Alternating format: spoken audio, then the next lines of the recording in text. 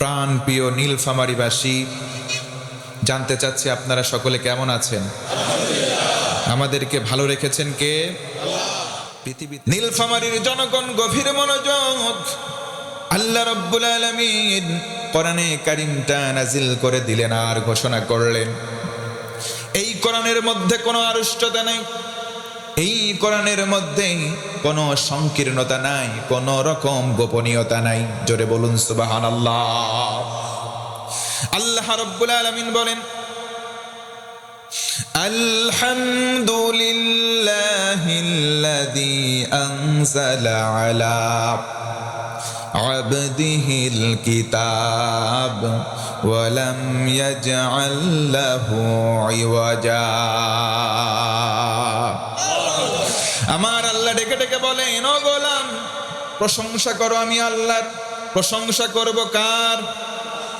আমরা যদি বলি আল্লাহ, কেন প্রশংসা করব? আল্লাহ বলেন, একটা কিতাব দিলাম নবীর প্রতি, আমার প্রেরিত বান্দার প্রতি কিতাব দিলাম। কিতাবটার নাম হলো কোরআন। আর কোরআনের মধ্যে কোনো গোপনীয়তা নাই, যা কিছু আছে উন্মুক্ত। জোরে বলুন সুবহানাল্লাহ। আল্লাহ রাব্বুল আলামিন বলেন, তিন বিষয়ে ঈমান আনো। আমি আল্লাহ বললাম, বিজয়ের মালা নিজ দায়িত্বে তোমাদের গলায় পরিয়ে দেব। আল্লাহু আকবার। আজকে বিজয়ের মালা আমরা পড়তে পারি না। বিজয় আমাদের হাতে আছে, কিন্তু কেউ কেউ মাঝে মধ্যে ওপার থেকে বলে টুস করে ঢুকে পড়বো। কথা বলেন ঠিক কিনা? কিন্তু আমার আল্লাহ বলেন তিনটা বিষয়। মুসলমান বলেন তো কয়টা বিষয়?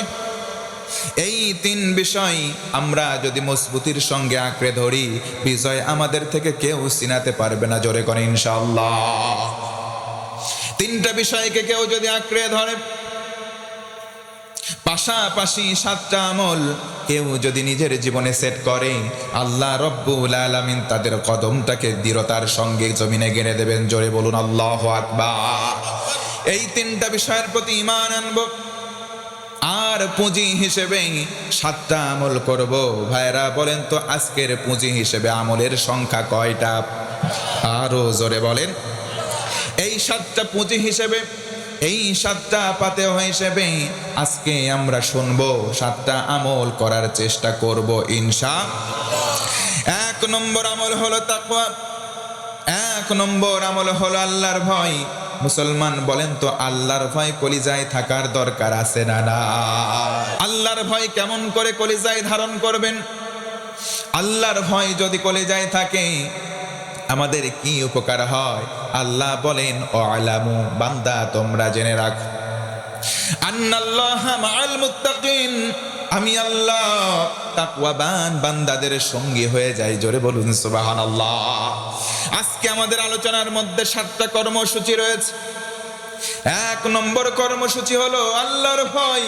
আল্লাহর ভয় কোন গোলামের অন্তরে যদি জাগ্রত হয়, আল্লাহ বলেন, আমি আল্লাহ তোর সঙ্গী হয়ে যাই।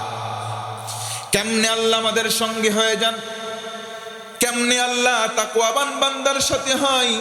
আল্লাহর নবীর সাহাবী, নাম তার আবু বকর সিদ্দিক রাদিয়াল্লাহু আনহু। নবীজির শ্বশুর ছিলেন, নবীজির সাহাবী আবু বকর ইসলাম কবুল করলেন। নিজের সকল সম্পদ একত্রিত করে জমা করলেন, নবীজির দরবারে গেলেন, নবীজির কদমে ইসলামের জন্য দান করে দিলেন। সমুদয় সম্পদ দিয়ে দিলেন, নিবেদিত করে দিলেন। এবার কি করবেন? দিন এনে দিন খায়। প্রতিদিন সকালে কাজের জন্য চলে যায়, দিন এনে দিন খায়। আবু বকর রাস্তা দিয়ে বের হয়। বাড়ি থেকে একদিন বের হলেন, কিছু দূর চলে গেলেন, একটা ইহুদি চলে আসলো, ডেকে বলে, ইয়া আবু বকর, আবু বকর দাঁড়াও, তুই হলি ফকির। আবু বকর রাগ করে নাই, মুস্কি হাসি দিয়েছে। জোরে বলুন সুবহানাল্লাহ। হযরতে আবু বকর হাসি দেয়। ইহুদি ডেকে বলে, ইয়া আবু বকর, আবু বকর তুই হলি ফকির। আবু বকর মুস্কি হাসে, আবু বকর রাগ করে নাই। ও মুসলমান, জোরে বলেন একবার আল্লাহু আকবার। আবু বকর চলে গেলেন কর্মসংস্থানে, আবার চলে আসলেন দ্বিতীয় দিন, আবার বের হয়ে যায়। আবু বকরের সামনে আবার ইহুদি দাঁড়ায়, ডেকে বলে, ইয়া আবু বকর, দাঁড়া, আংতা ফকির, তুই ফকির। আবু বকর সেই দিনও রাগ করেন নাই। আবু বকর মুস্কি হাসেন, ডেকে বলেন, ভাই তোমাকে সালাম। জোরে বলুন সুবহানাল্লাহ। আবু বকর চলে গেলেন। তৃতীয় দিন হয়ে গেল, আবু বকর বাড়ি থেকে বের হয়, আবার কর্মসংস্থানের দিকে যান। এবার আবার ইহুদি এসে বলে, ইয়া আবু বকর, আবু বকর দাঁড়া, আনতা ফকির। ও আবু বকর শোন, তুই হলি ফকির। আবু বকর মুস্কি হাসে, সুবহানাল্লাহ বলে। আবু বকর মুস্কি হাসি দেয়, দেখে বলে, আবু বকর তুই যেমন ফকির, ও আবুকা ফকির, তোর বাবাও ফকির, ওয়া জাদ্দুকা ফকির। ও আবু বকর শোন, তুই যেমন ফকির, তোর বাবা ফকির, তোর দাদাও ফকির। আবু বকর শোন রে শোন, আজকের দিনে শোন, তুই যেমন ফকির, তোর বাবা ফকির, তোর দাদাও ফকির। আবু বকর তোর আল্লাহ ফকির। জোরে বলুন নাউজুবিল্লাহ। আবু বকর তুই যেমন ফকির, তোর বাবা ফকির, তোর 14 বংশের সবাই ফকির। আবু বকর তোর আল্লাহ ফকির। জোরে বলুন না নাউজুবিল্লাহ। হযরতে আবু বকর আর রাগ করেন নাই, এবার হাসিও দেন নাই, লোকটার দিকে ফেল ফেল করে তাকিয়ে আছে। কি বললে? হারে 3 দিন আমারে গালি দিয়েছো, কিছু বলি নাই। 3 দিন গালি খাওয়ার পর 3 দিন মুস্কি হাসি দিয়েছে, পাল্টা উত্তর দেয় নাই।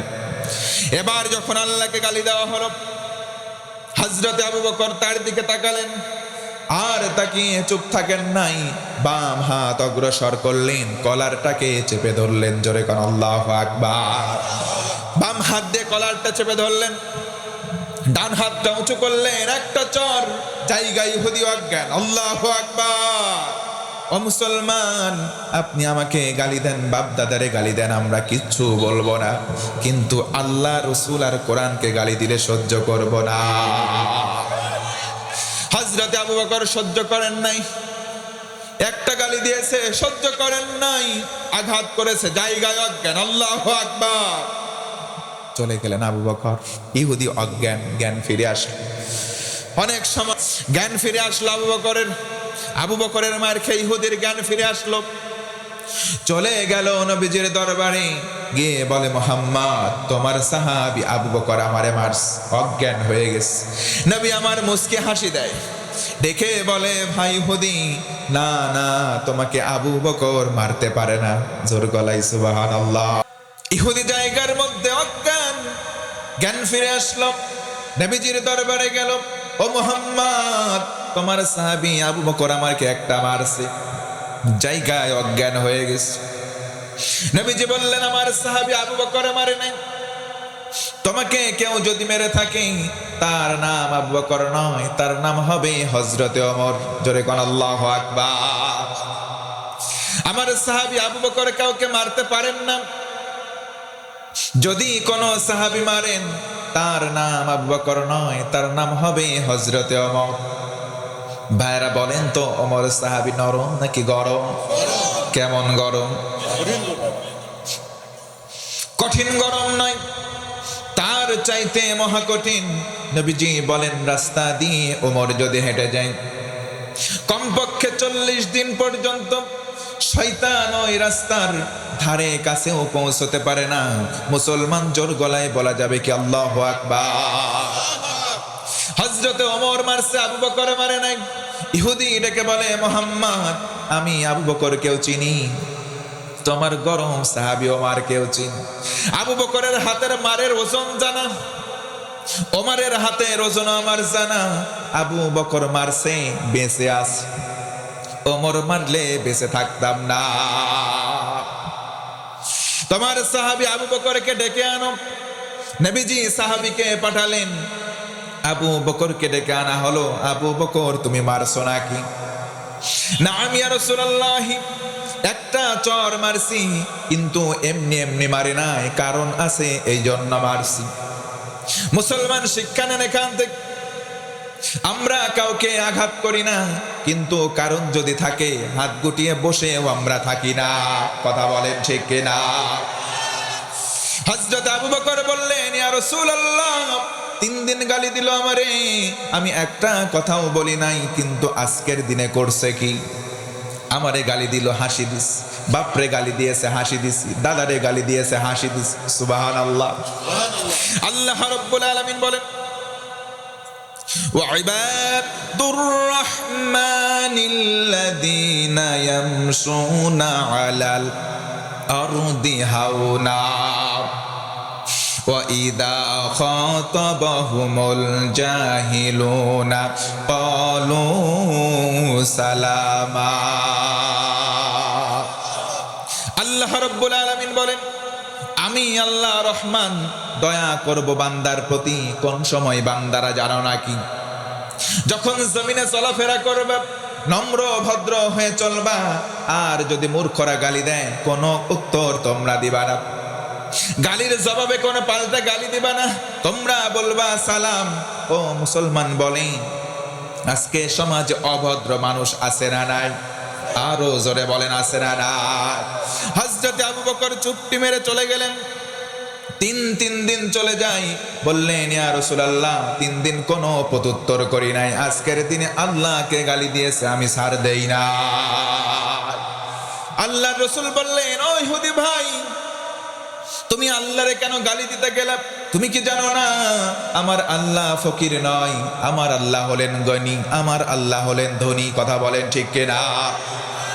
ওয়া আনতুমুল ফুকারাউ ইলাল্লাহ।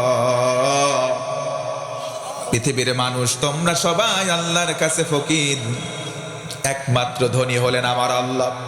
আল্লাহ রাব্বুল আলামিন পৃথিবীর মানুষদেরকে ফকির বানালেন, দরিদ্র বানালেন। ও মুসলমান, বুঝে থাকলে বলেন, দুনিয়াতে অভাব নাই এমন কোন মানুষ আছে নাকি? তার মানে আমরা সবাই অভাবী, আমরা সবাই ফকির। নবীজি বোঝাতে চাইলেন, আকাশের দিকে কেউ যদি থুতু ফেলে, থুতু আকাশ পর্যন্ত পৌঁছাবে, ওই থুতু আবার থুতু নিক্ষেপকারীর মুখে এসে পড়বে। ও ইহুদি ভাই, কেন তুমি আল্লাহকে গালি দিলা? তুমি কি জানো না আল্লাহ ফকিরে নয়? এবার ইহুদি জায়গায় বলে, তোমার সাহাবী আবু বকর মিথ্যাবাদী। ও মুসলমান বলেন, আবু বকর মিথ্যা কথা বলতে পারে? আরো জোরে বলেন, পারে? আবু বকর মিথ্যা বলতে পারে না, কারণ তার নাম শুধু আবু বকর নয়, তার নাম হলো আবু বকর সিদ্দিক। কথা বলেন ঠিক কিনা? হযরত আবু বকর মিথ্যাবাদী। ইহুদি যখন বলল, নবীজি বললেন, আবু বকর এই জায়গায় দাঁড়াও, কোরআন দিয়ে বিচার করব। আল্লাহু আকবার। কোরআন দিয়ে, মান ক্বালা বিহি সাদাকা, কোরআন দিয়ে যারা বিচার করবে, কথা বলবে কোরআন দিয়ে, তারা সত্যবাদী। ওয়া মান হাকামা বিহি আদালা, কোরআনের বিচার যখন রায় দেবে, ওই রায়টা সঠিক রায়। আল্লাহু আকবার। আল্লাহর রাসূল কোরআন হাতে নেবেন আর বলবেন, বাদী বিবাদী দুইজন দাঁড়াও, কোরআন দিয়ে ইনসাফের বিচার করব। জোরে বলুন আল্লাহু আকবার। মুসলমান বলেন তো, কোরআনের বিচার বর্তমানে আছে নাকি গেছে? আরো জোরে বলেন, আছে। কোরআনের বিচার নাই। যদি কোরআনের বিচার থাকতো, ধর্ষণের সেঞ্চুরি করার পর তারা কখনো প্রকাশ্যে ঘুরতে পারতো না। কথা বলেন ঠিক কিনা? আল্লাহ রাসূল বললেন, আবু বকর দাঁড়াও, ওই ইহুদি দাঁড়াও, এবার তোমার কথা বলো। আবু বকর বললেন, আমি একটা মারছি এই কারণে। ইহুদি বলে, না, আমি তোমার আল্লাহরে গালি দেই নাই। এবার নবীজি বললেন, কোরআনের বিচার অনুযায়ী আবু বকর একটা সাক্ষী তুমি আনতে হবে। হযরতে আবু বকর বললেন, আমার কাছে সাক্ষী নাই। ওগো নবী, ওই জায়গায় 2 জন ছিলাম, আর কেউ ছিল না, কাউকে আমি আনতে পারবো না। নবী আমার বললেন, আমার কিছু করার নাই, তুমি আমার দলীয় লোক, আমি হলাম তোমার দলের বিচারপতি, তোমার প্যানেলের বিচারপতি, কিন্তু তোমার দিকে আমি সহানুভূতি দেখাবো এমন কোনো সুযোগ নাই। আল্লাহু আকবার। ইসলাম কখনো বৈষম্য শিক্ষা দেয় না, ইসলাম কখনো দলীয়করণ শিক্ষা দেয় না। নবীজির কাছের সাহাবী, সবচাইতে বড় ডোনার আবু বকর সিদ্দিক। আল্লাহু আকবার। তার পক্ষে রায় দেবেন না, বললেন, আবু বকর যদি সাক্ষী আনতে ব্যর্থ হও, একটা চর মারছো, কিসাসের বিধান অনুযায়ী একটা চর খেতে হবে।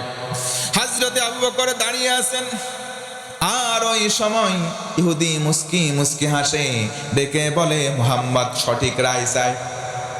নবীজি বললেন, সোজা হয়ে দুইজন দাঁড়াও। আবু বকর দাঁড়াও। আবু বকর দাঁড়ালেন, ইহুদি দাঁড়িয়ে আছে, মুস্কি মুস্কি ইহুদি হাসে। ও আবু বকর, সোজা হয়ে দাঁড়াও। কোন চলে চর মারছো? ইহুদি ভাই, তুমি ওই চলে গিয়ে আবু বকরকে একটা চর মারো। জোরে বলেন নাউজুবিল্লাহ। হযরতে আবু বকর দাঁড়িয়ে আছেন, সাহাবায়ে কেরাম বসা, সবার মধ্যে চোখের মধ্যে পানি চলে আসলো। হারে, আবু বকর অন্যায় করে নাই, অপরাধ করে নাই, কিন্তু নিরপরাধ হলেও শাস্তি পেতে হচ্ছে। আবু বকর চক্ষু বন্ধ করলেন, মাথা নিচু করলেন, আর ডেকে ডেকে বললেন, আল্লাহ তোমার জন্য মারছি, নিজের জন্য মারি নাই। কথা বলেন ঠিক কিনা? তোমার জন্য মারছি আল্লাহ, নিজের জন্য মারি নাই। আল্লাহ তোমার কাছে বিচার দিলাম, সঠিক বিচার দুনিয়াতে যদি না পাই, তোমার কাছে বিচার দিলাম, আল্লাহ পরকালে বিচারটা করে দিও। এই কথা বলার পর যখন চক্ষু বন্ধ করলেন, মাথাটাকে নিচু করে দাঁড়ালেন, আর কোনো কথা বললেন না। ইহুদি আবার চিন্তা করলো, একটা চর মারবো, হাতটা কেবল রেডি করেছে চর মারার জন্য। আমার আল্লাহ আর বসে নাই, জিবরিলকে ডেকে বলে, জিবরিল তাড়াতাড়ি যাও, আমার রাসূলের কাছে আয়াত নাজিল করো, শাস্তিটা বন্ধ করে দাও। সূরা আলে ইমরান 181 নম্বর আয়াত সঙ্গে সঙ্গে নাজিল হয়ে গেল। নাজিল হয়ে বলা হলো, শাস্তি বন্ধ করা হোক। আল্লাহু আকবার। নবীজি বললেন, খামোশ, দাঁড়িয়ে যাও, শাস্তি দেওয়া বন্ধ। আল্লাহু আকবার। ইহুদি থা মেরে দাঁড়ালো, এই ইহুদি বেটা, তুই আবু বকরের নামে কেন মিথ্যা বলেছিস? আয়াত নাজিল করে আল্লাহ সব ফাঁস করে দিয়েছে। আল্লাহু আকবার। ইহুদি দাঁড়িয়ে বলল, মারার এখতিয়ার নাই। হযরতে আবু বকরের চোখ দিয়ে আরো প্রচুর পরিমাণে পানি বের হওয়া শুরু হলো। রবের কদম মোবারকে সেজদা দিয়ে শুকরিয়া জানালে। আমার ভাইয়েরা, গভীর মনোযোগ বাড়ান। কারো কলিজায় যদি তাকওয়া থাকে, কারো কলিজায় যদি আল্লাহর ভয় থাকে, আল্লাহ রব্বুল আলামিন এইভাবেই তার সঙ্গী হয়ে যান। কথা বলেন ঠিক কিনা? সাতটা আমলের মধ্যে 1 নম্বর, ভয় করতে হবে আল্লাহকে। কেউ যদি আল্লাহকে ভয় করে, কেউ যদি আল্লাহর ভয় অন্তরের মধ্যে লালন করে, আল্লাহ রব্বুল আলামিন তারে পুরস্কার দেবেন 10টা। জোরে বলেন কয়টা? তার মধ্যে অনেকগুলো পুরস্কারের ভিতরে 2টা বলি। 1 নম্বর হলো, আল্লাহ রব্বুল আলামিন মুত্তাকি বান্দা বান্দিকে ভালোবাসেন। জোরে বলুন সুবহানাল্লাহ। এই ভালোবাসা বর্তমান জমিনে আছে না নাই? এই যুবক তোমরা আছো না নাই? অনেক যুবক আমাদেরকে বলে, হুজুর রাস্তাঘাটে চলি, আগে আমরা মেয়েদেরকে প্রিজিং করতাম, আজকের সমাজে মেয়েরা উল্টা আমাদের প্রিজিং করে। কথা বলো যুবক, ঠিক কিনা? রাস্তা দিয়ে যুবকরা হেঁটে যায়, যুবতী ডেকে বলে, যুবক রে, ভাব নেবেন না, হাতটা ধরো না, কেন চোখের ভাষা বোঝো না? এরাও চালাক হয়ে গেছে, ডেকে বলে, তুই চা থাকিস কেন? কি কবি ক, তুই কইলে আমি কব। দেখছেন, সব জানে, সব জানে। কিন্তু মুসলমান ভাইয়েরা, গভীর মনোযোগ। একটা ছেলে 5 ওয়াক্ত নামাজি, তাকওয়া তার অন্তরে, আল্লাহর ভয় লালন করে, চরিত্রটাকেও হেফাজত করে। একটা মেয়ের সঙ্গে বিবাহের জন্য যদি প্রস্তাবনা দেওয়া হয়, ওই মেয়ের অভিভাবক ডেকে বলে, ছেলে কি করে? দিন এনে দিন খায়, 500 টাকা হাজিরা। কয় টাকা? 500 টাকা হাজিরা, দিন ইনকাম করে, 5 ওয়াক্ত নামাজ পড়ে, আল্লাহরে ভয় করে চলে। তোমার মেয়ের সঙ্গে বিয়েটার বিয়ে দাও, ছেলেটার বিবাহ দিয়ে দাও। মেয়ের বাবাও রাজি হতে চায়, মা প্রায় রাজি হয়, কিন্তু মেয়ের ফুফু, মেয়ের খালা সহজে রাজি হয় না। বলে, ছেলের সরকারি চাকরি নাই তো বিয়ে নাই। কথা বলেন, আছে না নাই? সরকারি চাকরি নাই, বিয়ে নাই। এরপরে সরকারি চাকরিজীবী যদি বয়স হয়ে যায় 60, কয় বছর? সরকারি চাকরি করে, 2টা বউ চলে গেছে, মাথার মধ্যে টাক, মাথার মধ্যে চুল নাই। যদি 16 বছর 18 বছর বয়সী মেয়ের বিয়ের প্রস্তাব দেয়, মেয়ে রাজি, মেয়ের মাও রাজি। কথা বলেন ঠিক কিনা? বিয়ে হয়ে যায়। বিয়ে হওয়ার পর ও মুসলমান বুঝে থাকলে বলবেন, খারাপ কোনো মাইন্ডে নেবেন না। 60 বছর বয়সে একটা বুইড়া বেটা, ব্যাটারি অর্ধেক ডাউন। কথা বলেন ঠিক কিনা? কিছুদিন অতিবাহিত হওয়ার পরে ফুল ডাউন। ওই যে ষোড়শী একটা মেয়ে, তার যৌবনের উন্মাদনা রয়েছে, পরকীয়া প্রেমে লিপ্ত হয়। কথা বলেন ঠিক কিনা? এই যে গুনাহের মধ্যে শামিল হয়ে গেল। আপনি অভিভাবক, আপনি বাবা, আপনি মেয়ের বড় ভাই, চিন্তা করলেন গোনা হলে শুধু তার হবে না, গোনা শুধু তার হবে না। নবী আমার বলেন, দায়ুস সে নয়, একটা মহিলার জন্য 4টা পুরুষ গুনাহগার হয়। জোরে কোন আল্লাহু আকবার। আপনি বাবা হয়েছেন, আপনি গুনাহগার হবেন। আপনি হয়েছেন বড় ভাই, আপনি গুনাহগার হবেন। এজন্য সাবধান হওয়ার দরকার আছে না? না। আজকে সমাজের যুবকদের কলিজায় আল্লাহর ভয় নাই। যদি তাদের ভয় থাকতো, মোবাইল নিয়ে রাস্তার কোনায় কোনায় বসে ডিট ডিট ডিট ডিট করে খালি খেল কয় মার মার, পাবজি, ফ্রি ফায়ার। কথা বলেন ঠিক কিনা? এইগুলো কাজ করা যাবে না। কলিজার মধ্যে তাকওয়া আনো, কলিজার মধ্যে ভয় আনতে হবে। জোরে বলেন কার? আল্লাহর ভয় যদি কারো কলিজায় থাকে, অন্য কোনো গার্লফ্রেন্ড, অন্য কোনো বয়ফ্রেন্ডের সঙ্গে যুবক যুবতী কথা বলতে পারে? এই যে 16ই ডিসেম্বর, এই ডিসেম্বর মাস বিজয়ের মাস, কিন্তু ইতোপূর্বে 15-16 বছর আমরা দেখেছি।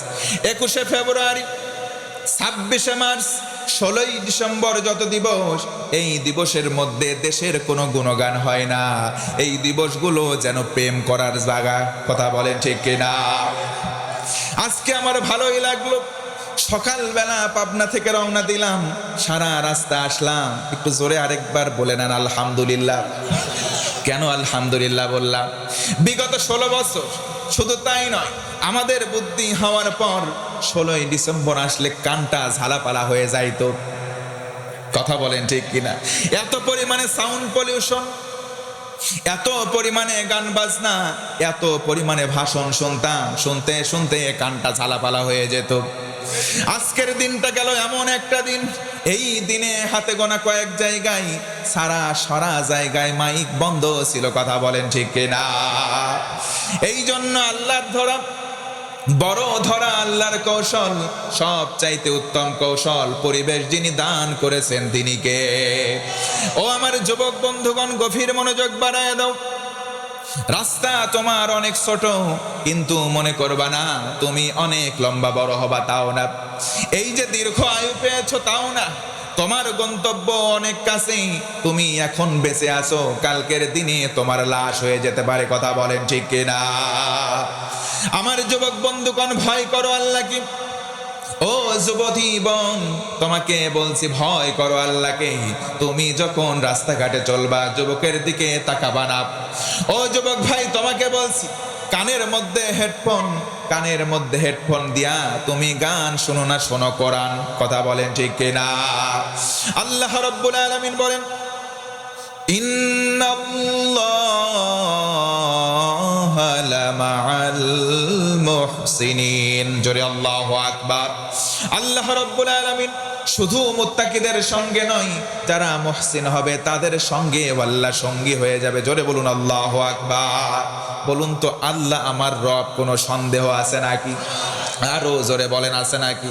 আল্লাহ রাব্বুল আলামিন বলেন, ইন্নাল্লাযীনা ক্বালু রাব্বুনাল্লাহু সুম্মা ইসতাকামু তাতানাজ্জালু আলাইহিমুল মালাঈকা আল্লা তাখাফু ওয়া লা তাহজানু ওয়া আবশিরু বিল জান্নাতিল্লাতী কুনতুম তুআদুন। আল্লাহ রাব্বুল আলামিন বলেন, ও গোলাম, যারা আমি বলবে, আমি আল্লাহকে বলবো, আল্লাহ তুমি আমার রব। আল্লাহ বলেন, যারা এই কথা বলবে, আল্লাহ আমার রব, আল্লাহ আমার সব, এই কথা বলবে, বলার পর টিকে থাকতে পারবে। আল্লাহ বলেন দুইটা পুরস্কার সঙ্গে সঙ্গে দান করব। এক নম্বর পুরস্কার হলো যখন মানুষ মরে যাবে, মৃত্যু বরণ করার সময় অন্তিম লগ্নে আমি আল্লাহ ফেরেশতা তার কাছে পাঠাবো। ফেরেশতারা এসে বলবে, ও আল্লাহর গোলাম, কোনো ভয় নাই, কোনো চিন্তা নাই, আর তুমি জান্নাতের শুভ সংবাদ গ্রহণ করো। কোন জান্নাতের শুভ সংবাদ? আল্লাতী কুনতুম তুআদুন, ওই জান্নাতের শুভ সংবাদ যেই জান্নাতের ওয়াদা তোমার আল্লাহ করে রেখেছেন। জোরে কোন সুবহানাল্লাহ। আমার ভাইরা, 7টা আমল। 1 নম্বর তাকওয়া, 1 নম্বর আল্লাহর ভয় আমরা সবাই অর্জন করব ইনশাআল্লাহ। 2 নম্বর হলো তাওয়াক্কালতু আলাল্লাহ, ভরসা করব কার প্রতি? ও মুসলমান, একটু জোর গলায় বলেন তো, ভরসা করব কার প্রতি?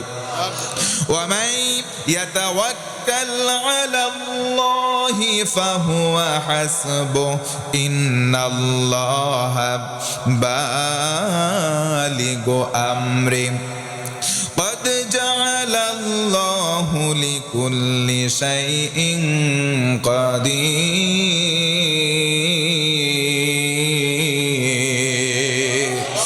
আল্লাহ রাব্বুল আলামিন বলেন, ও গোলাম, যারা আল্লাহর উপরে ভরসা করে আল্লাহ তাদের জন্য যথেষ্ট। নিশ্চয় আল্লাহ তার উদ্দেশ্য পূরণ এক সময় করবেন। ঘোষণা কার? আরো জোরে বলেন কার? আল্লাহ রাব্বুল আলামিন প্রত্যেকটা জিনিসের জন্য একটা নির্দিষ্ট সময়সীমা নির্ধারণ করে রেখেছে। আর আল্লাহর প্রতি আমাদের ভরসা করার দরকার 100% আছে না নাই? আমরা 7টা আমল করব। 1 নম্বর আল্লাহর ভয়, 2 নম্বর আল্লাহর উপর ভরসা, আর 3 নম্বর হলো আমরা একনিষ্ঠ অন্তরের মালিকানা হব। আমাদের কলিজার মধ্যে ইখলাস আনব। আজকে সমাজের মধ্যে কলিজার মধ্যে ইখলাস নাই, কলিজার মধ্যে একনিষ্ঠতা নাই।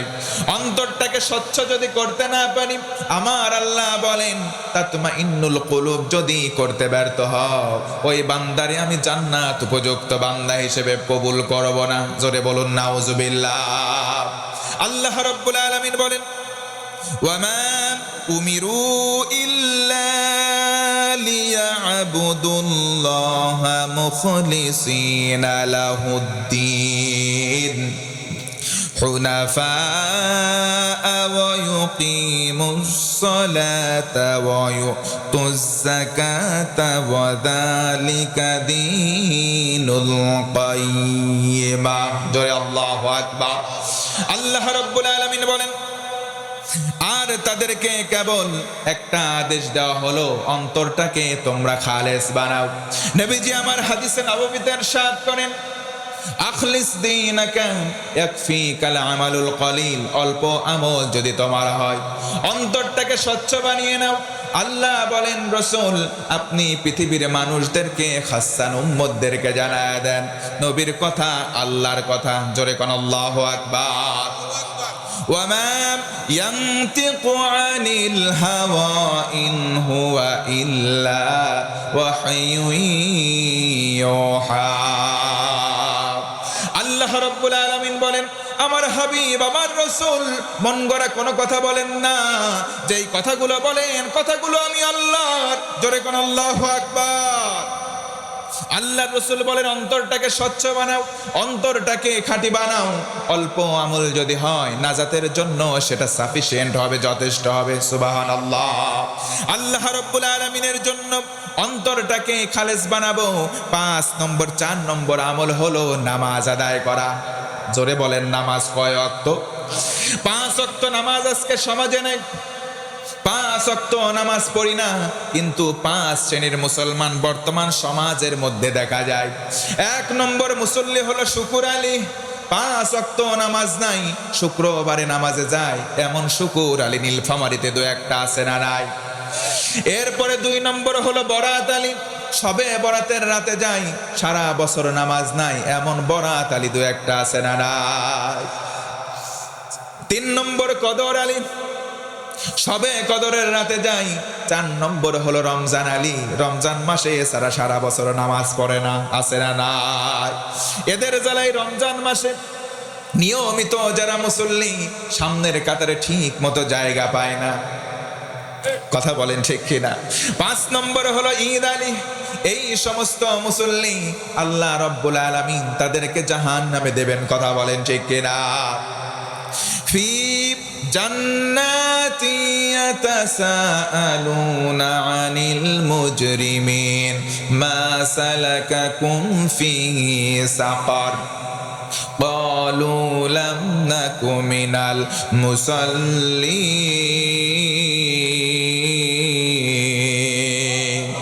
আমার আল্লাহ ডেকে ডেকে বলেন, ও গোলাম, জান্নাতীরা জাহান্নামে যাবে, জান্নাতীরা জান্নাতে যাওয়ার পর জাহান্নামীদেরকে দেখতে পাবে। মুসলমান ভাইয়েরা, আমি জানতে চাই, বলুন তো জান্নাতি আর জাহান্নামী দুই দল কি কখনো সমান হতে পারে? আরো জোরে বলেন। আল্লাহ রাব্বুল আলামিন বলেন, লা ইয়াসহাবুন নারি ওয়া আসহাবুল জান্নাহ আসহাবুল জান্নাতি হুমুল ফাইজুন।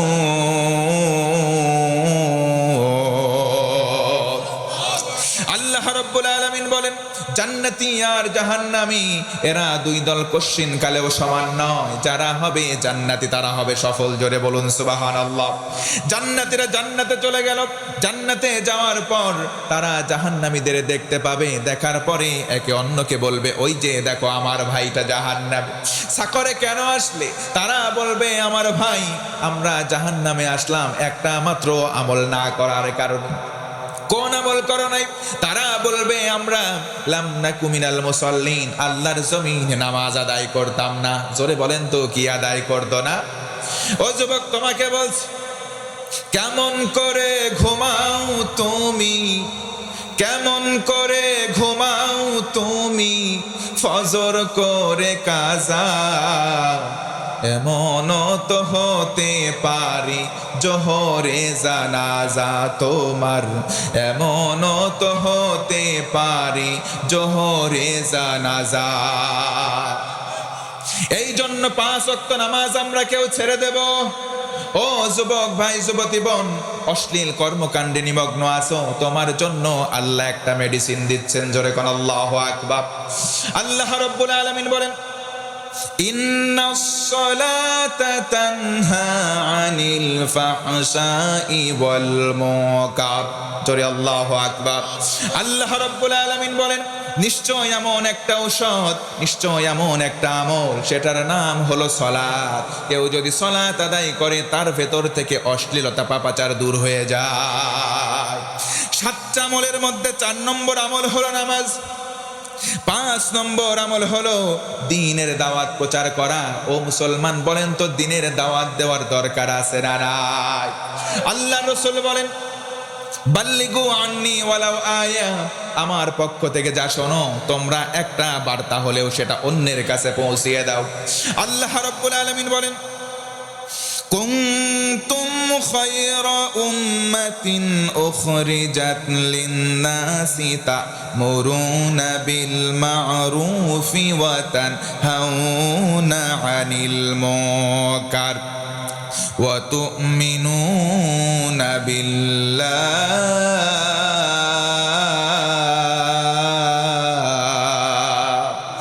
আমার আল্লাহ ডেকে ডেকে বলেন, ও পৃথিবীর মানুষ, তোমাদেরকে শ্রেষ্ঠ উম্মত বানালাম। আল্লাহু আকবার। আমরা শ্রেষ্ঠ হলাম আমরা যদি বলি আল্লাহ আমাদের জন্য কেমন দায়িত্ব। আল্লাহ বলেন 2টা কাজ বেশি করে করবা। 1 নম্বর সৎ কাজের আদেশ দিবা, 2 নম্বর অসৎ কাজ দেখবা যেখানে বাধা প্রদান করবা সেখানে মুসলমান হিম্মত নিয়ে বলেন ইনশাআল্লাহ। আল্লাহ রাসূল বলেন, মান রাআ মিনকুম মুনকারান ফালিয়ুগাইয়িরহু বিয়াদি, অন্যায় দেখবা যেখানে হাত দিয়ে বাধা দেবা সেখানে। যদি তুমি অক্ষম হও তোমার জবান দ্বারা সেখানে বাধা প্রদান করবা, সেটাও যদি না পারো, অন্যায় যদি দেখে সহ্য করতে না পারো, মনে মনে তুমি পরিকল্পনা করবা কেমন করে চেঞ্জ করা যায়, কেমন করে পরিবর্তন করা যায়।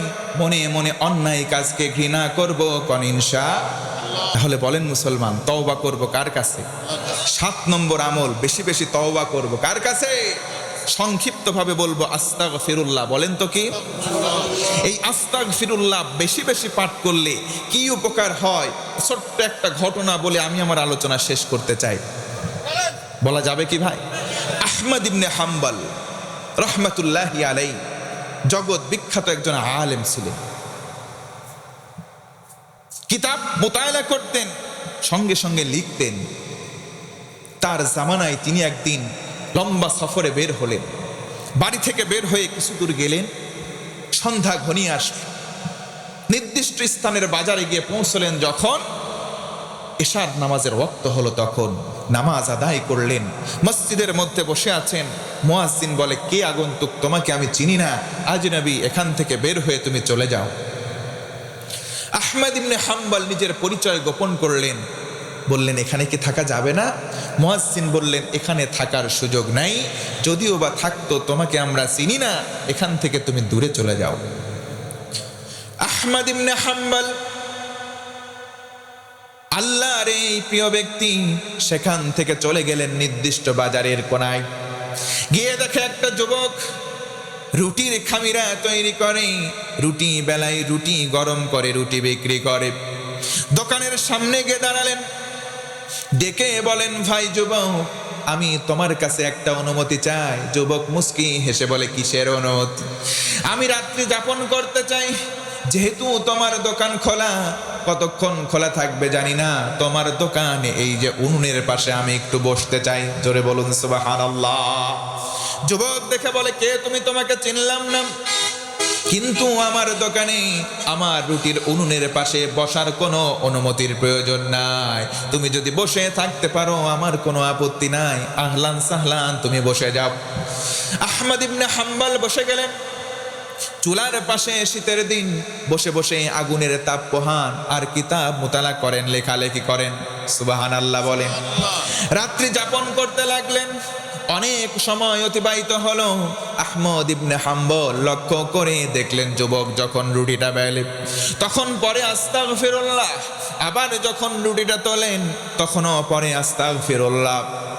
রুটি বেলা হলো যখন ছেঁকেন তখনও পরে আস্তাগফিরুল্লাহ। ক্রেতা যখন এসে রুটি চায়, রুটি বিক্রির সময় ক্রেতার হাতে যখন রুটি দেয় তখন বলে আস্তাগফিরুল্লাহ, আবার যখন অর্থ গ্রহণ করে তখন পরে আস্তাগফিরুল্লাহ। আহমদ ইবনে হাম্বল লক্ষ্য করলেন, অর্থ নিয়ে ড্রয়ারে রাখেন, তখনও পরে আস্তাগফিরুল্লাহ। প্রত্যেক সময় কি পরে বলে? এই আস্তাগফিরুল্লাহ বলতে থাকেন। আহমদ ইবনে হাম্বল সারা রাত্রি অবজারভেশন করলেন। লোকটার যখন বেচা বিক্রি শেষ হয়ে গেল, বিক্রি যখন শেষ হয়ে গেল, এবার দোকান যখন গোছালেন, বললেন, ভাই তোমাকে চিনি না, আমি এখন বাড়ির দিকে চলে যাব, তুমি তোমার গন্তব্যের দিকে চলে যাও। রাত্রি প্রায় শেষের দিকে, ভোরের কিছু সময় আগে এবার ডেকে বলে, ভাই দোকানদার, একটা প্রশ্ন ছিল, জানতে চাই। কি এমন প্রশ্ন বলো তো দেখি? আমি সারা রাত বসে আছি, একটা জিনিস লক্ষ্য করলাম, সারা রাত তুমি একটা আমল করছো, বারবার আস্তাগফিরুল্লাহ কেন পড়লা আমাকে বলে দাও। আস্তাগফিরুল্লাহ কেন পড়লা? আজকে সমাজে বাংলার মুসলমান আমরা মনে করি তওবার নাম হলো আস্তাগফিরুল্লাহ। তওবা আস্তাগফিরুল্লাহর নাম হতে পারে? আস্তাগফিরুল্লাহ কেন পড়লা? এবার রুটির বিক্রেতা বলেন, কে তুমি? তোমাকে আমি জানি না, এই ছোট্ট আমল আমি অনেক দিন যাবত করে আসছি। এই ছোট্ট আমল করার কারণে আমার বৃদ্ধা মা আমাকে দোয়া করেছে, তারপর থেকে আমার জবান দিয়ে যা বের হয় সব দোয়া আমার আল্লাহ কবুল করে নেয়। এটার কারণে আমি মুস্তাজাবুদ দাওয়া, জবান দিয়ে নেকের দোয়া করি, সব কবুল। আল্লাহু আকবার। ও ভাই, তোমাকে চিনি না, আমি আমার জবান দিয়ে যেই দোয়া করি সকল দোয়া আল্লাহ কবুল করে নেয়। কিন্তু মনের মধ্যে একটা আফসোস, মনের মধ্যে একটা আফসোস হলো, একটা দোয়া করছি এখন পর্যন্ত কবুল হয় নাই। আহমদ ইবনে হাম্বল বলেন, দোয়াটা কি? লোকটা ডেকে বলে, ও আগন্তুক, তোমাকে আমি চিনি না, একটা দোয়া এখন পর্যন্ত কবুল হয় নাই। দোয়াটা হলো, আমি আল্লাহরে বলেছি, আল্লাহ আমাদের সমসাময়িক সময় জগৎ বিখ্যাত আলেম আহমদ ইবনে হাম্বল, তার সঙ্গে আমার মোলাকাত করায় দিও আল্লাহ। আল্লাহ এখন পর্যন্ত দোয়াটা আমার কবুল করে না। আহমদ ইবনে হাম্বল বললেন আহলান ওয়া সাহলান, বুকের মধ্যে জড়ালেন, ডেকে বললেন এই আমলটা করার কারণে আল্লাহ রব্বুল আলামিন তোমার এই দোয়াটাও কবুল করে নিয়েছে। ও আগন্তুক, তুমি কে, তোমার পরিচয় কি? আগন্তুক ডেকে বলে ভাই রে, আমি হলাম আহমদ ইবনে হাম্বল, দোয়া কবুল করে আল্লাহ তোমার পাশে আমারে সারা রাত বসায়া রাখছে। আরো জোরে আল্লাহু আকবার। এই জন্য আস্তাগফিরুল্লাহর আমল আমরাও করব কি করব না?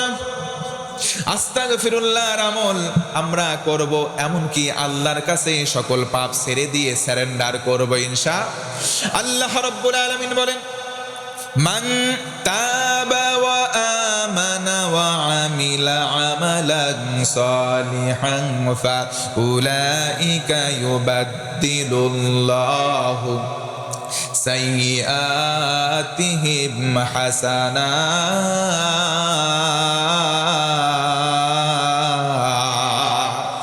আল্লাহ রাব্বুল আলামিন বলেন যে বা যাহারা তওবা করবে, ইমানটাকে মজবুত করবে, আমি আল্লাহ বললাম তার জীবনের সকল গুনাহকে বদল করে দেব। জোরে কোন সুবহানাল্লাহ। এই জন্য তওবা করার দরকার আছে না নাই? আল্লাহর নবীর একটি হাদিসের রিওয়ায়াত বলেই আমি শেষ করব, কষ্ট হয় নাকি? আল্লাহর নবীজি বসে আছেন, সাহাবীরা সামনে বসা, যেহেতু তেলাওয়াতকৃত আয়াতের মধ্যে তিনটা বিষয়ের প্রতি ঈমান আনতে বলা হয়েছে। নবী আমার বসে আছেন। আবু দাউদ শরীফের হাদিস, নবীর একজন সাহাবী নবীর কাছাকাছি আসলেন, নবীজিকে বললেন মাতাস সাআতু ইয়া রাসূলুল্লাহ।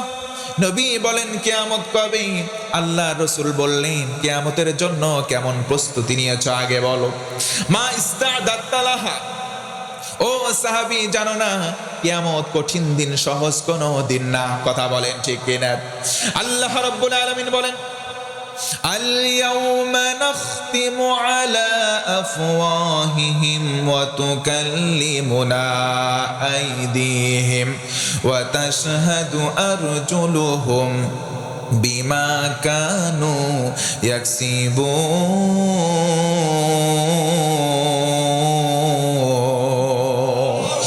আল্লাহ রাব্বুল আলামিন বলেন কিয়ামতের দিন মানুষের জবানটাকে বন্ধ করে দেওয়া হবে, সেলাই করে দেওয়া হবে, মোহর দিয়ে দেওয়া হবে। হাতের জবান খুলে যাবে, হাত কথা বলবে। পার জবান খুলে যাবে, পা দয় সাক্ষ্য প্রদান করবে। আল্লাহর কাছে সব কিছু বলে দেবে। আল্লাহু আকবার।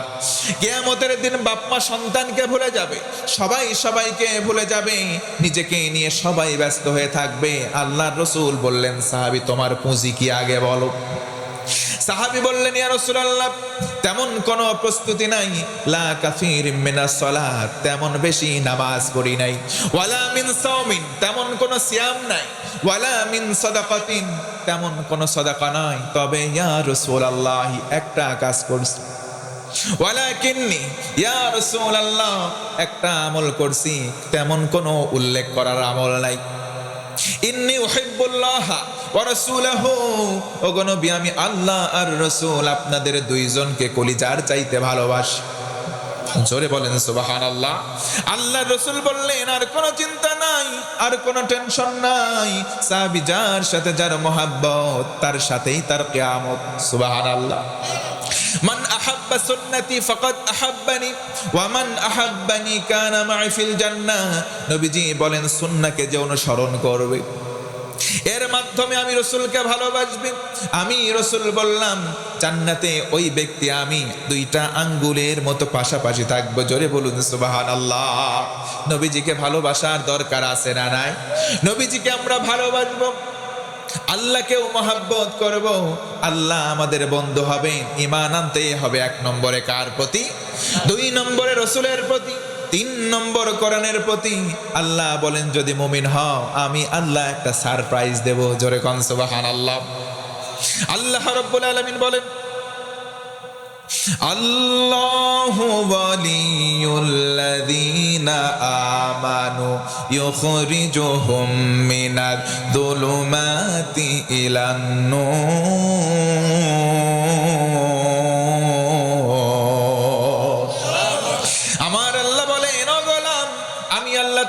হব, আমি আল্লাহ তোমার বন্ধু হব। শর্ত হলো একটাই, সেটা হলো তুমি যদি মুমিন হও। জোরে বলুন সুবহানাল্লাহ। আমরা সবাই ঈমান আনবো তো ইনশাআল্লাহ? কাজ 7টা করবো তো ইনশাআল্লাহ? এই 7টা কাজ যদি করতে পারি, 3টা বিষয়ের প্রতি যদি ঈমান আনতে পারি, আল্লাহ রাব্বুল আলামিন এমন ভাবে খুশি হবেন, আমাদেরকে আল্লাহ পাক মুমিন হিসেবে কবুল করার পর বিজয়ের মালা আমাদের গলায় পরিয়ে দেবেন। জোরে কোন সুবহানাল্লাহ। আমার ভাইয়েরা, এখনই আমরা মুনাজাতের দিকে যাব। শেষ একটা কথা বলি, আল্লাহর নবীর একজন সাহাবী, নাম হলো হযরতে আলী রাদিয়াল্লাহু আনহু। 3 দিন হয়ে গেছে পেটের মধ্যে কোনো খাবার পড়ে নাই। এবার নবীজিকে খোঁজ করলেন, অনুসন্ধান করতে করতে নবীজির মসজিদে চলে গেলেন। নবীজিকে সন্ধান করে পেলেন না। বাড়ির দরজায় কড়া নাড়লেন, বললেন, আসসালামু আলাইকা ইয়া রাসূলুল্লাহ। ও গো নবী, বাড়ির মধ্যে আছেন নাকি? বাড়ির ভেতরে থেকে কোনো আওয়াজ এলো না। আলী রাদিয়াল্লাহু আনহু দ্বিতীয়বার আবার সালাম দিলেন, কোনো উত্তর পেলেন না। তৃতীয়বার সালাম দিলেন, কোনো জবাব পেলেন না। মস্তক অবনত করে মনটা ভারাক্রান্ত করে ফিরে আসবেন, ঠিক অন্তিম লগ্নে বাড়ির ভেতর থেকে আওয়াজ এলো, বাবা আলী, তুমি কেন এসেছো? তোমার শ্বশুর নবীজি তো বাড়িতে নাই।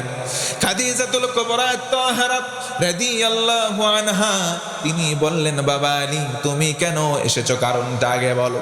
হযরতে আলী বললেন, ও আম্মা জান, আমি আলীর পেটের মধ্যে ভাত নাই, পানি নাই, দানাও নাই। 3 দিন হয়ে যায় আমি আলী কোনো খাবার খেতে পারি নাই। এই জন্য রাসূলের সঙ্গে সাক্ষাতে আসলাম। হযরতে খাদিজাতুল কুবরা বললেন, ও বাবা আলী, তাড়াতাড়ি বাড়ি ফিরে যাও। তুমি 3 দিন খেতে পাও নাই, 3 দিন অনাহারে আছো। আর তোমার শ্বশুর আজ থেকে প্রায় কমপক্ষে 7 দিন না খাওয়া।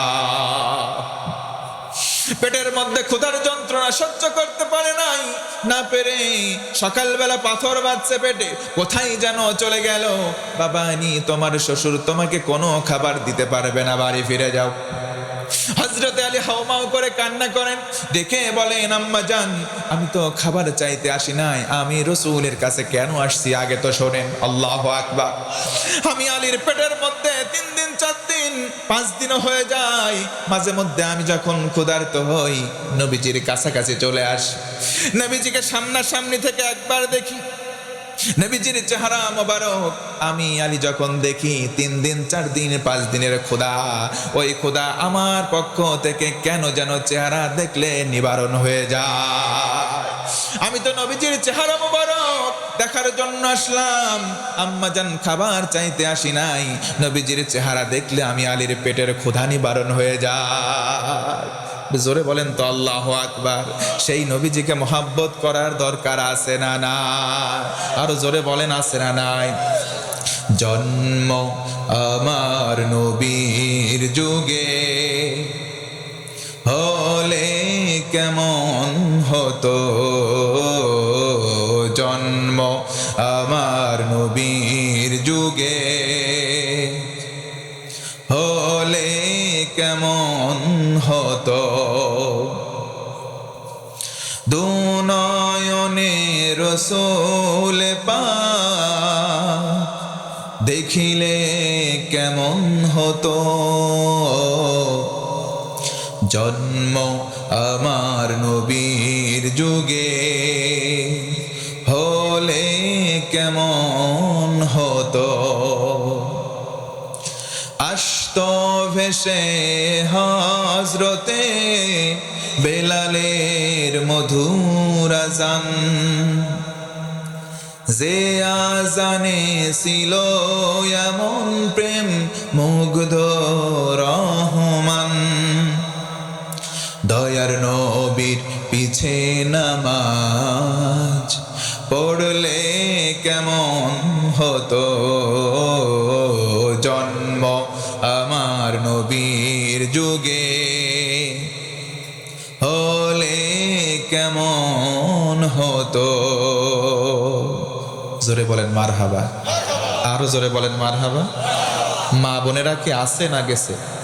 তাদের বসার জায়গা করা হয়েছে? প্রিয় ভাইয়েরা, আপনাদের জন্য অনেক ওয়াজ করলাম, মা বোনেরা কি একবারে মাহরুম হয়ে চলে যাবে? 2 মিনিটে তাদের জন্য 5টা আদেশের কথা বলি। এই আদেশ আমার নয়, আদেশ দিয়েছেন স্বয়ং মুহাম্মদ সাল্লাল্লাহু। এমন 5টা আমল রয়েছে, জোরে বলেন তো কয়টা? এই 5টা আমল কেউ যদি করে, আমার রসুল বলেন আমার আল্লাহ আরশে আজিম থেকে ওই বান্দা বান্দিরে সরাসরি ভালোবাসে। সুবহানাল্লাহ বলবেন না? কয়টা আমল? 1 নম্বর হুব্বুন নাস, মানুষকে যেই ব্যক্তি ভালোবাসে। সুবহানাল্লাহ। মানুষকে ভালোবাসতে শিখুন, মানবিক হওয়ার চেষ্টা করুন, তবে অবশ্যই হালাল ভালোবাসা। বউ হয়েছেন, স্বামীরে ভালোবাসেন, দেবররে ভালোবাসা যাবে না। আপনি স্বামী হয়েছেন, বউরে ভালোবাসেন, শালীরে নয়। মানুষে মানুষকে ভালোবাসেন, আল্লাহর জন্য ভালোবাসেন। কারোর সঙ্গে ঘৃণা করবেন, আল্লাহর জন্যে ঘৃণা করবেন ইনশাআল্লাহ। 2 নম্বর আমল হুব্বু সিমাইল কোরআন, যেই ব্যক্তি কোরআন শ্রবণ করাকে ভালোবাসবে, রাসূল বলেন আমার আল্লাহ ওই বান্দাকে ভালোবাসবে। ও মা, ও বোন, ও যুবক যুবতী ভাই বোন, তোমাদেরকে বলছি, কানের মধ্যে হেডফোন দিয়ে মোবাইলের স্ক্রিনে তুমি গান শোনো না, তুমি কোরআন শোনাকে ভালোবাসলে ওই কোরআনের মালিক যিনি আমাদেরকে ভালোবাসবেন তিনি কে? 3 নম্বর আমল ইত্তেবাউস সুন্নাহ, সব সময় সুন্নাহর অনুসরণ করব ইনশাআল্লাহ। 4 নম্বর ইবতিলা ফিল হায়াত, জীবনে পরীক্ষা আসবে, আল্লাহ রব্বুল আলামিন ফর্মুলা বললেন, পরীক্ষা নেব আমি আল্লাহ। 2টা কাজের মাধ্যমে ওই পরীক্ষা থেকে পরিত্রাণের উপায় আমি আল্লাহ বলে দিলাম। 1 নম্বর আস্তাঈনু বিস-সাবর, 2 নম্বর সালাহ, 1 ধৈর্য ধরো, 2 নামাজ পড়ো। জোরে কোন সুবহানাল্লাহ। আল্লাহ তাআলা বলেন উসজুদ ওয়াক্তারিব, বান্দা তুই আমার সেজদা দে, আমি আল্লাহ তোর কাছে চলে আসব। সেজদা দিতে হবে কারে? কোন খাজা বাবারে, কোন গাছে, কোন মাজারে সেজদা দেওয়া যাবে? সেজদা দিতে হবে কেবলমাত্র একজনকে, তিনি কে? 5 নম্বর আমল হলো জীবনে খিতাম আসবে, আখিরুল কালাম লা ইলাহা ইল্লাল্লাহ, যার জবান দিয়ে বের হবে, নবীজি বলেন আল্লাহ তারে ভালোবাসবে। জোরে বলুন সুবহানাল্লাহ।